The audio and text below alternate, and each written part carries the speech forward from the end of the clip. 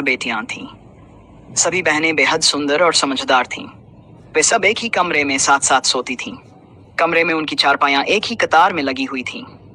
जब वे सो जाती तो राजा हर रात आकर कमरे का दरवाजा बाहर से बंद कर देता। उसे डर था कि कहीं उनकी बेटियों को कोई नुकसान न पहुंचे। सुबह होते ही वह दरवाजा खोल देता। एक दिन जब राजा सुबह दरवाजा खोलने आया तो ये देखकर हैरान रह गया कि सभी 12 लड़कियों के जूते एक लाइन में रखे हुए थे और सभी की एड़ियां घिसी हुई थीं। जूतों पर धूल भी लगी थी, जिससे यह साफ लग रहा था कि वे रात को कहीं बाहर गई थीं। राजा को यह समझ में नहीं आया कि वे कहाँ गईं और क्यों। लड़कियों से पूछना उसने ठीक नहीं समझा। अंत में उसने ऐलान करवा दिया, जो कोई ये पता लगा लेगा कि राजकुमारियां रात को कहाँ जाती हैं, उसकी शादी उस राजकुमारी से कर दी जाएगी जिसे वह पसंद करेगा, और साथ ही उसे राज्य का उत्तराधिकारी भी बना दिया जाएगा। लेकिन एक शर्त थी, यह राज 3 दिनों में पता लगाना होगा, वरना सजा के तौर पर उसे फांसी दे दी जाएगी। कुछ दिनों बाद एक राजकुमार आया और इस रहस्य को सुलझाने के लिए तैयार हुआ। राजा ने उसका भव्य स्वागत किया और उसे राजकुमारियों के कमरे के पास ठहराया गया ताकि वह उन्हें ठीक से देख सके। पहली रात जैसे ही थोड़ी रात बीती, राजकुमार को गहरी नींद आ गई और वह कुछ न देख सका। राजकुमारियां हर रात की तरह बाहर घूमने चली गईं। सुबह राजा ने फिर देखा कि जूतों की वही हालत थी। जब उसने राजकुमार से पूछा तो वह कुछ न बता सका।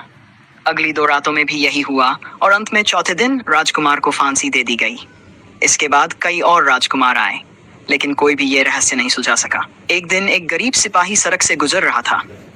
उसने राजा का ऐलान पढ़ा और सोचा कि काश ये रहस्य पता चल जाए तो जिंदगी संवर जाए। तभी उसे रास्ते में एक बूढ़ी औरत मिली। उसने सिपाही से पूछा, कहाँ जा रहे हो? सिपाही ने कहा, अभी तो मुझे खुद नहीं पता, पर यह सोच रहा हूँ कि काश किसी तरह राजकुमारियों के रात को बाहर जाने का राज पता चल जाए। बूढ़ी औरत मुस्कुराई और बोली, ये कोई मुश्किल काम नहीं है, बस हिम्मत चाहिए। देखो, रात को खाने के बाद लड़कियां तुम्हें शराब देंगी, लेकिन उसे मत पीना। उस शराब में नींद की दवा होगी जिससे गहरी नींद आ जाएगी। तुम पीने का दिखावा करना और चुपचाप ये लबादा पहन लेना। यह लबादा ऐसा है कि इसे ओढ़ने से तुम अदृश्य हो जाओगे, सबको देख सकोगे, लेकिन कोई तुम्हें नहीं देख पाएगा। सिपाही ने बढ़िया से सारी बात समझ ली और राजा के पास जाकर बोला, मैं इस रहस्य को सुलझाऊंगा। राजा ने उसे अच्छे कपड़े पहनाए और राजकुमारियों के कमरे के पास एक कमरा दे दिया।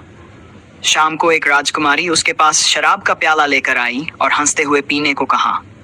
सिपाही ने पहले से गले में एक छोटी थैली बांध रखी थी। उसने होशियारी से शराब उस थैली में उड़ेल दी और चारपाई पर लेटकर सोने का नाटक करने लगा। राजकुमारियां ये देखकर निश्चिंत हो गईं।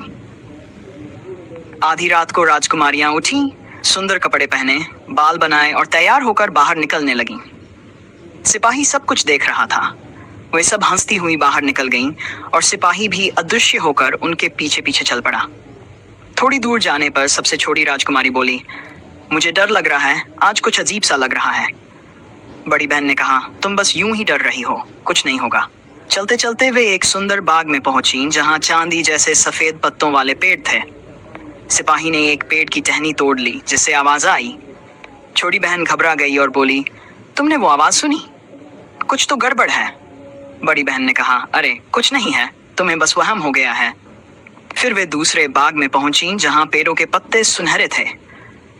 बीच में एक सुंदर चबूतरा था जहां 12 प्याले रखे थे।